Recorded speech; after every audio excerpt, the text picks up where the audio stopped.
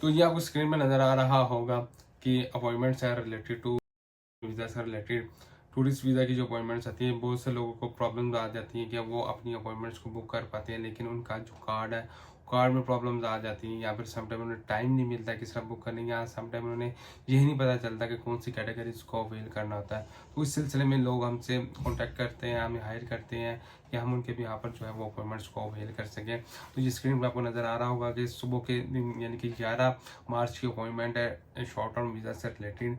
तो इस तरह के हम जो है आपको अपने चैनल के थ्रू इन्फॉर्मेशन तो प्रोवाइड कर रहे होते हैं, लेकिन साथ साथ में हम वर्किंग भी इन चीज़ों से रिलेटेड कर रहे होते हैं। मीनवाइल जो है ग्रीष्मासी की अगर बात की जाए तो इन 20 डेज़, कमिंग 20 डेज़ के अंदर कभी भी जो है वो अपॉइंटमेंट्स ओपन हो सकती हैं, जो कि रिलेटेड टू लीगलाइजेशन होंगी और वर्क वीज़ा से रिलेटेड होगी।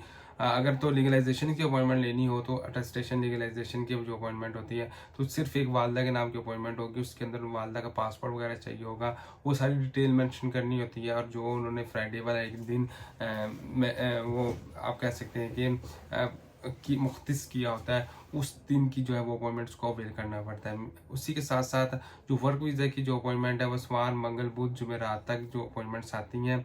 और लास्ट टाइम जो है मार्च के मंथ की तो फ्राइडे की भी उन्होंने अपॉइंटमेंट को जारी किया हुआ था। तो इन इन 5 दिनों के अंदर अंदर की अपॉइंटमेंट्स को अवेल करना होता है। जो ग्रीष्मासी की अपॉइंटमेंट को अवेल करने के लिए सबसे पहले तो आपको डे एंड नाइट ड्यूटी देनी पड़ती है, उनके पोर्टल्स को रेगुलरली चेक करना पड़ता है, तो फिर जाकर अपॉइंटमेंट्स को आप बुक कर सकते हैं। और अगर बात की जाए कि कौन कौन से डॉक्यूमेंट्स चाहिए होते हैं, कौन सा डाटा चाहिए होता है अपॉइंटमेंट्स को बुक करने के लिए, तो सबसे पहले आपका पासपोर्ट, आपका फ़ोन नंबर, ईमेल आईडी, जो वर्क कॉन्ट्रैक्ट पर्सन होता है उसका नाम, और उसके साथ साथ जो कॉन्ट्रैक्ट आपके पास आता है तो उसके साथ एक कोड होता है, वो कोड चाहिए होता है। वो सारा डाटा आप इंटर करते हैं तो उसके बाद अपॉइंटमेंट्स को जो है वो बुक कर सकते हैं।